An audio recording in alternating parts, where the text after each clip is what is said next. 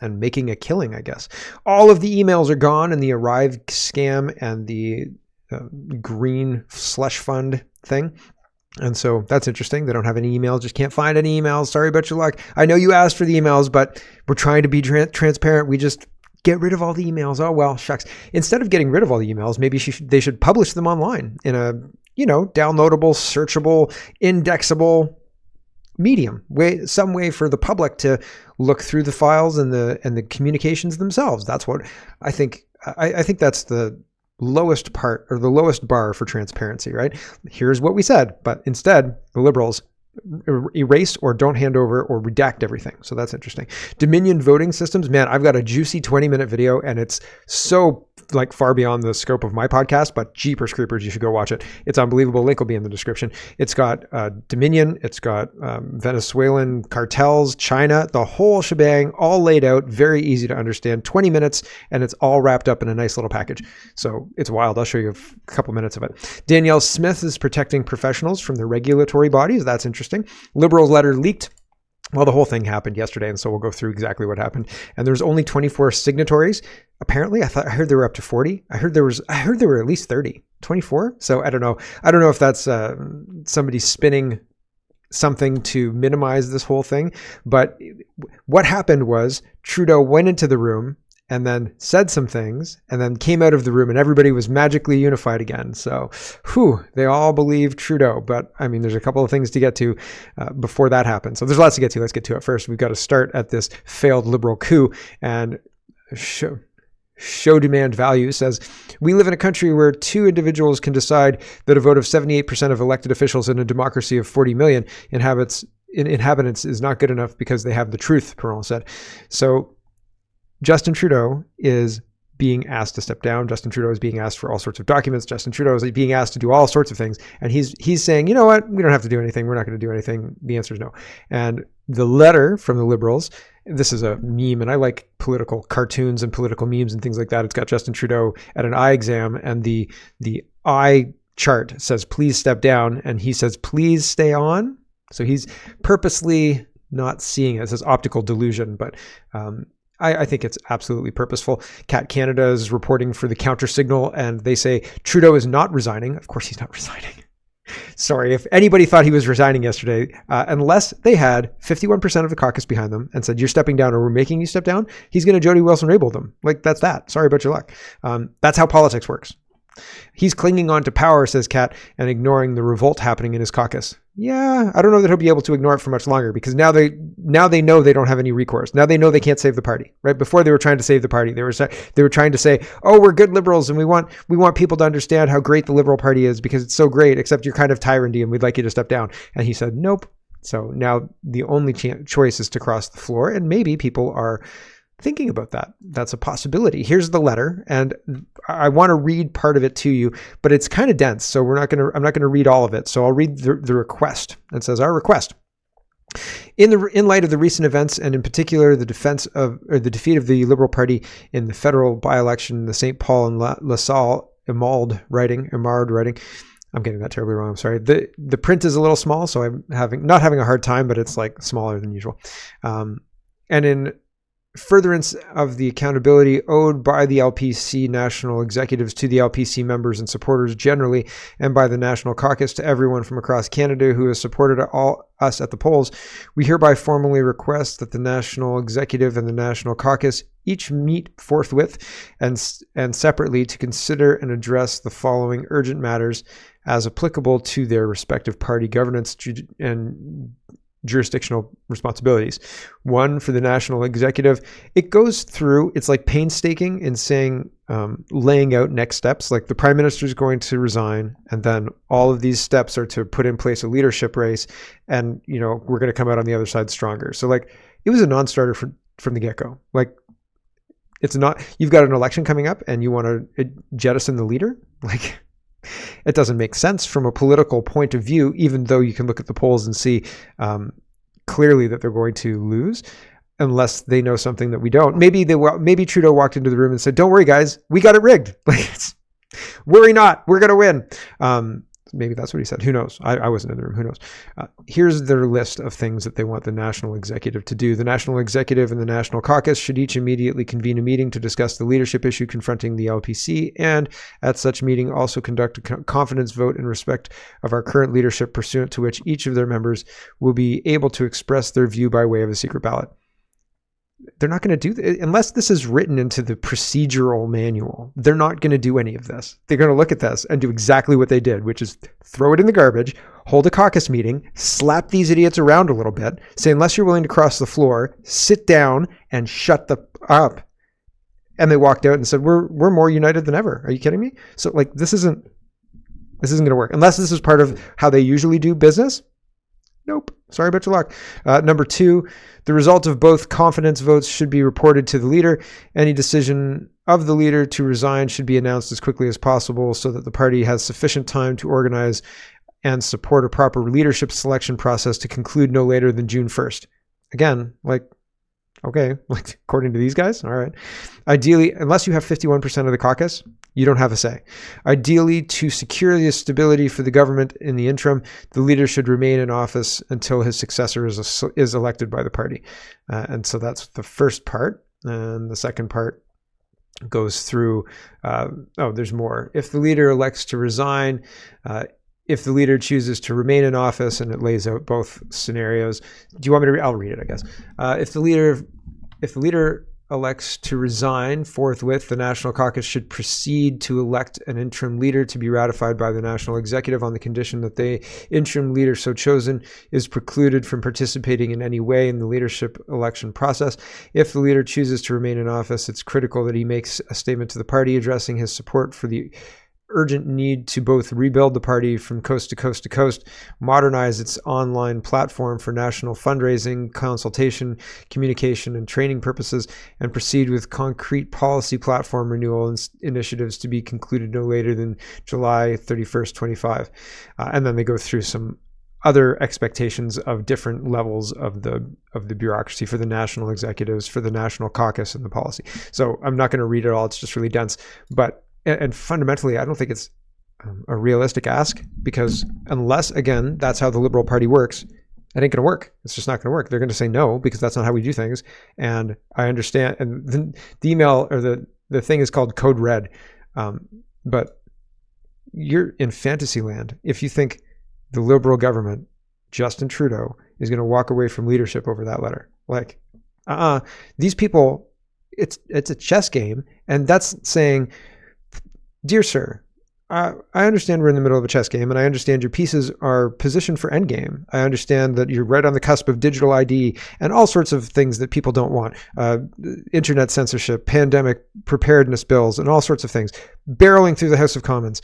That pesky Pierre Poilievre is standing in your way by kind of artificially proroguing Parliament or hanging Parliament up on the issues of Justin Trudeau's lack of transparency and scandals and things like that, and the speaker agrees with him. So without that barrier, the leadership would be have another year of basically clear sailing. So Poilievre is an obstructionist, and like these guys think that they're going to walk away. Like that's the same as asking somebody in a position of endgame to just give up one of their pieces. Like just take the rook out, please.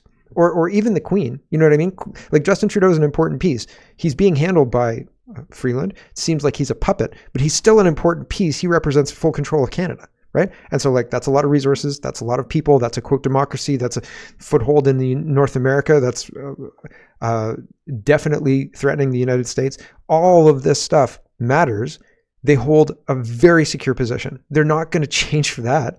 They would have been more effective to cross the floor. Like it would have punched Trudeau in the gut more if they crossed the floor. This did nothing. Like honestly, I'll show you. This did nothing. No says Liberal MPs heading to caucus this morning did not share much. There was in general three groups: those who publicly support the Prime Minister, those who avoided the media, and those who said they were looking forward to the caucus discussions. Sean Casey was again the rare one to take a strong stance, saying that he would like a secret vote on leadership. MPs like Ken Hardy and Samir Zubari said they were open to hear different points of view. I'm open to hear different points of view, and then we'll kick them out of the caucus, right? Like they're done anyway. It's not like they're going to ascend to leadership. Like, oh, good job staging that coup against Justin Trudeau. Now let's have you in a ministerial position. Like, that's not going to happen. Here's Pierre Poilievre. And he's talking about how the Liberal backbenchers are coming to him and asking him questions. And that's interesting, but again, seems not weak on his point of view, weak on the backbenchers' point of view. If they cared, they'd cross the floor. It's that simple. Here we go. Mr. Speaker, I'm sorry to have to bring up this terrible rule. It's just that Liberal backbench MPs are coming and talking to all of us to say that they're not allowed to speak to him. And they're wondering if I could perhaps pose some questions on their behalf. Mr. Speaker, I guess they can't get anywhere with the current Prime Minister, so they'd rather talk to the future common sense Conservative. Instead of silencing his own MPs, will he let them get up to the mic tomorrow to tell him that he's not worth the cost, crime, and corruption?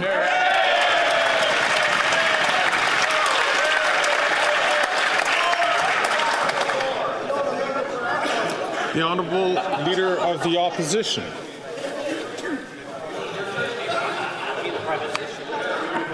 Mr. Speaker, the reality is he can't administer the government because he's too busy fighting for his job after 9 years. Even if his MPs know it. He broke immigration, he doubled the debt, doubled housing costs, doubled crime, doubled the cost of living in a home. He wants to quadruple the carbon tax that's already forced 2 million people to a food bank, 1 in 4 kids to hunger, 25% of Canadians to poverty. Canadian food prices up 36% faster than in the States. StatsCan says we have the biggest gap between rich and poor in our recorded history. His MPs know that he's broke the country. Will he call a carbon tax election so we can fix it? So there you go. Poilievre talking about how the backbenching MPs are coming to talk to him, and he wants a carbon tax election to fix it. And who knows, right? Who knows if we're going to get it? If I was going to put money down, I would say not this year. I don't think that we're going to see the government fall. Although, like, I've been wrong before, and Yves Francois Blanchet really wants to take down the government. I don't think him and Poilievre can do it. Him and Poilievre and backbenching MPs, maybe, if there's 24 of them, that's a swing vote, right? You get that. It still might not be enough with the NDP, but I don't know. This is funny. This is after the caucus meeting. Everybody's coming out of the caucus meeting, and people are trying to have interviews and ask about this. This guy is, he's a minister, and it sounds like he's trying to pivot into selling you Mormonism, or what is it? Have you heard the good news? I can't remember which one the good news is.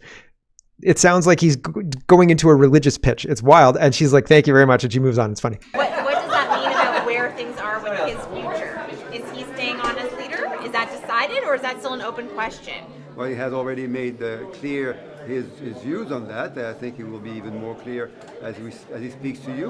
But what is even more clear coming out of the caucus is we had also the opportunity of speaking about the good news of the interest rates falling. Can you clarify where things stand? And he knows, right? He knew he was a bad, clumsy pivot, because usually what you're supposed to do is they're not supposed to realize that you're talking about something else and not answering their question until you're halfway through what you're trying to say. And then it's awkward for them to pivot away. But she knew right away he was trying to pivot into nonsense. And she's like, I don't want to hear about this good news crap. And here is Ryan, and he says, was there a memo today? With each Liberal interviewed, it's either a robust conversation or we are united. So this is the typical lockstep speak and groupthink mentality is and always will be their downfall. Trudeau went into that room, and like before he got into that room, the whip and the caucus leaders read those guys the riot act. They were like, basically, F you guys. If you want to cross the floor, cross the floor. If not, sit down, shut up, and clap when you're told to clap. That's basically what they were told, right? All of them slapped around. Worse than an ethics violation. Okay, here we go. Do you feel like you're part of a caucus that's united on the path forward? I think our caucus is united on a path forward to make sure we're addressing the needs of Canadians and stopping Pierre Poilievre. What changed? Doesn't he look like he's had a few backhands, right? I mean, like proverbial backhands, right? He looks like he's been a little red in the face, right? So here's Justin Trudeau walking out of the caucus meeting after having delivered those beatings himself. Shot gang with a can. There's Justin Trudeau. Look at his ridiculous head bob. Strong Indian break. Ridiculous. So he's this is another ridiculous thing. The Liberals, Trudeau's trying to answer a question. The Right Honourable Prime Minister. But the translators on, so we can't hear the clapping, but the Liberals are all standing and giving a standing ovation. And it's a long standing ovation. I think it's like 30 seconds or something like that. So yeah, 26 seconds, it comes back in. 4 more years of nonsense.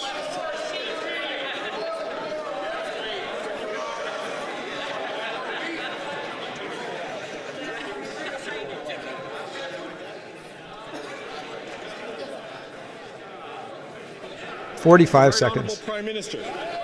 And then they do the same thing again.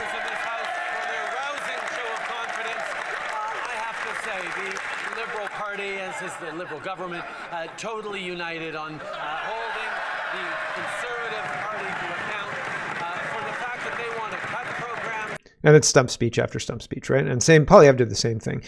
It was a little weird when Poilievre was like, he was asked to speak by the speaker, and then he finished his little thing, and then the speaker said, "Leader of the opposition," and then people were like, "Didn't he mean like Prime Minister?" Because Poilievre kind of asked the Prime Minister question, and Poilievre just got up and did another little tap dance thing, but it was weird. And so they're all doing their stump speeches. They're all doing their, Poilievre's going to cut, and Poilievre's saying, "Bring it home." And so it is what it is. Kevin Vung says, "I never realized how many of my friends watch Question Period until now.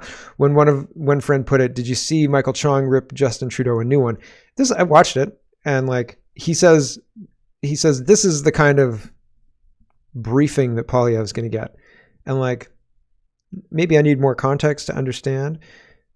It didn't resonate with me. I thought, what? Like, the end of this, I was like, okay. Usually if somebody's ripped a new one, like the context is there, and like maybe they look embarrassed after they've been yelled at or whatever. Like usually there's some kind of payoff. It just doesn't seem like there's a payoff here. And it doesn't seem very, like, again, context helps. Here we go. I'll tell you the briefing the leader of the opposition will take.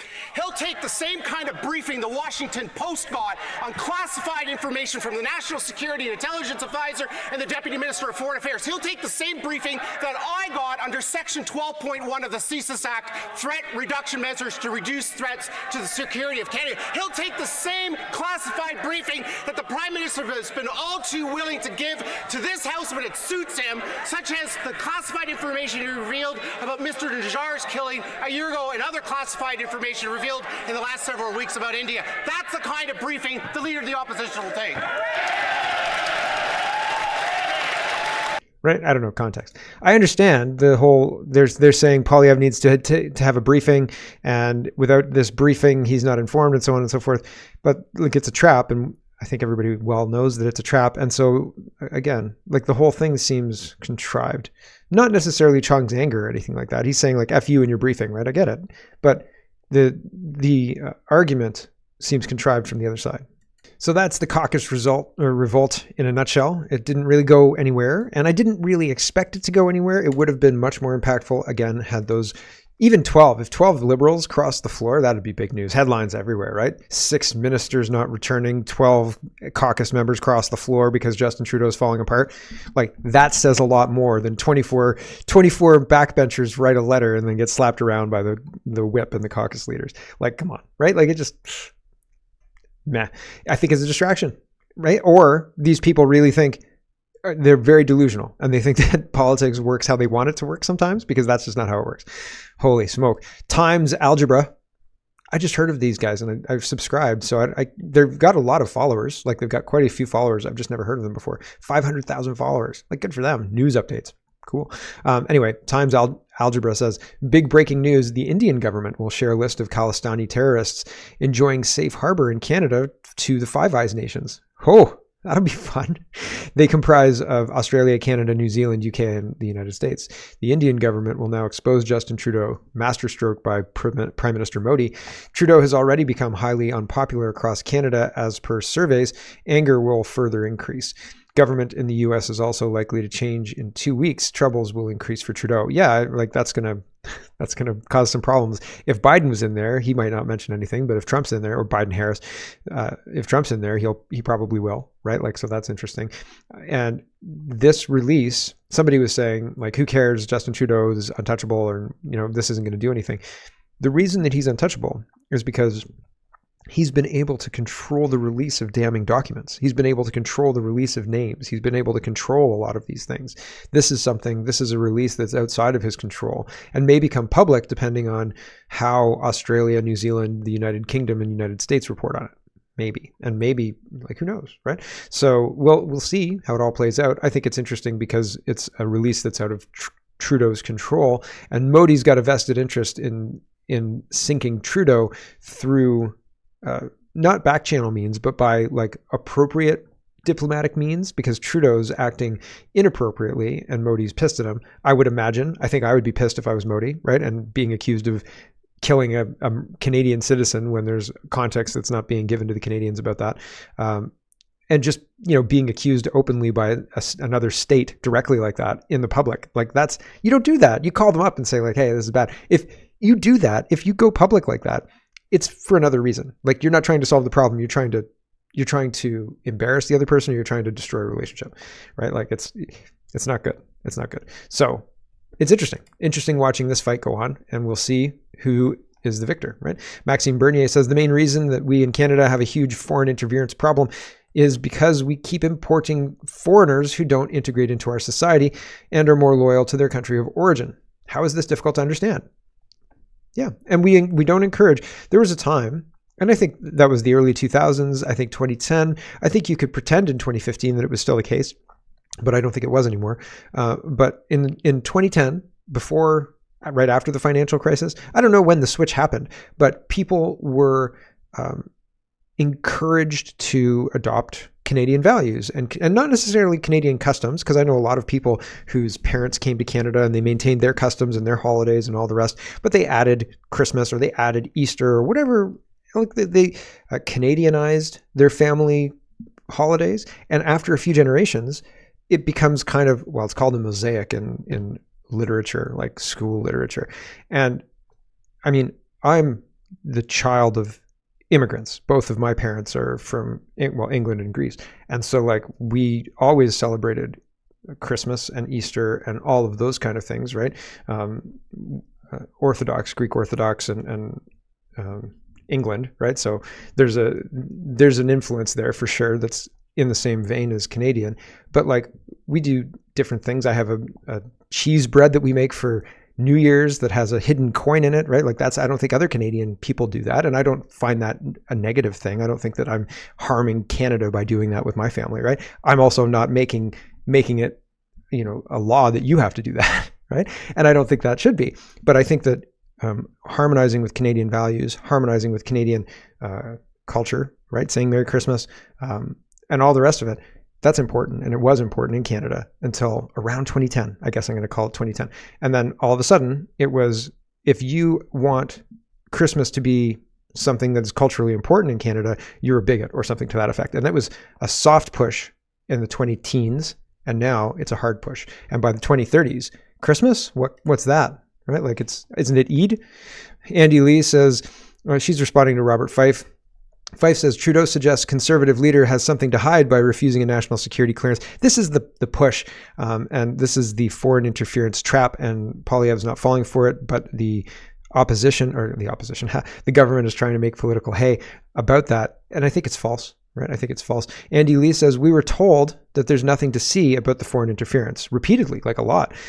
Why would you get a security clearance to see nothing, right? Elizabeth May said, oh, there isn't even a list of names. And then when people were saying like we should release the list of names, Elizabeth May said that list of names would be very damning and maybe cost people's lives. So what is it, Elizabeth May? Is it there's no list of names, or is it that list of names would potentially risk people's lives, right? Like ridiculous, very ridiculous. To be in the main show, maybe I'll clip it out.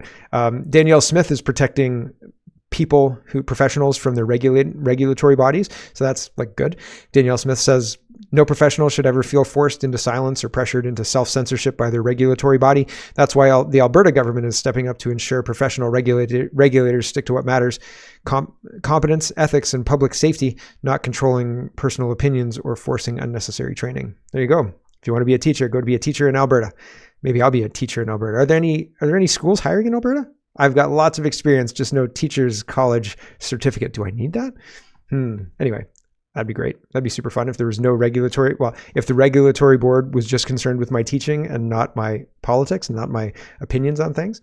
Because like one of the most important things you can do is teach kids how powerful they are over their own lives, how much they can influence their own lives, how much, if they think about it, if they want to do it, they can do it, right? And I mean, I'm not saying you can be messy, right? Or my son really likes soccer, or Ronaldo or anything like that. Oh, goodness, that was another soccer player. I'm not saying you can just like do that, but if you put your mind to your life, if you want to accomplish something, you generally and genuinely can. And it's fun teaching kids how to learn. It's fun teaching kids how to think critically. It's fun teaching kids, like watching their level of competence grow and their confidence grow to the point where they can go toe to toe with somebody and hold their own. Like that's super fun. And it's great when you can do that. And like teachers used to do that. They really did. People taught me. So anyway, regardless, although 2008 Reddit had a lot to do with it. There, and there. You couldn't even engage in conversation unless you had the basics of grammar down. Grammar Nazis are real. Okay, Toronto Sun is reporting. Let's move on just a little bit. We're almost done, really. The election stuff is going to be, the United States election stuff is going to be fast. This one, thanks Peter for sending this my way. The Toronto Sun is reporting in Guelph. They're on the scene down the street from me. Police investigate multiple large-scale butter thefts. Butter thefts in Guelph. It's like a Doofenshmirtzenator, right? Like police in Guelph say large quantities of butter were recently stolen from 2 grocery stores, the latest in a series of butter thefts reported in the city this year. Police allege 2 males separately entered a store in the city's north end on October 12th, placed multiple items in a cart, including 3 cases of butter worth more than $900. $900 of butter. That's a lot of money. Then they left through a rear receiving door, right? A food professor, we'll see his tweet in just a minute. They allege that 4 days later, the 2 male stole 4 cases of butter worth more than $950 from another store and left through an emergency exit. Police say there have been at least 7 large-scale butter thefts in Guelph in the last 10 months. Large-scale butter thefts. If I was speculating, they're not selling to consumers. Nobody's showing up in the Freshco parking lot and opening up a trunk and like checking out the butterwares, right? Like that's not happening. They're going to bakeries. They're going to cake shops. They're going to pastry shops, and they're like, listen, I got a line on some butter. Are you interested in $3 a pound butter? And somebody's like, I sure am. Definitely. Are you a butter trader? And then they're going to sell them some story of not like, you've heard about the billion milk, the billions of liters of milk that are dumped, right? Well, we've got a farmer who's diverting that and he's making it into butter. And I've got this access, right? It's like, why is it all Nielsen? Don't ask questions that you don't want the answer to, right? So anyway, regardless, butter thefts. And the food professor says he's not surprised to see butter being targeted by organized criminals, with butter prices rising and a black market has emerged. And since butter can be preserved for a long time, these groups are selling butter for $2 to $3 a pound. $2 a pound butter? I'll meet you in the Freshco parking lot. Let's check out that trunk. Do you have any guns for sale either? No? Just butter, eh? Darn. I thought this was a one-stop shop. Hello everyone, thanks very much for watching. This is just a short version of a longer show. If you'd like to get the whole show, you can go over to canadapoly.com and sign up for a subscription. Just look in the drop-down tab for Shop and Donate and look for subscriptions, and you'll get immediate access to the full show. Love to see you. Thanks for watching, everybody. Have a wonderful, wonderful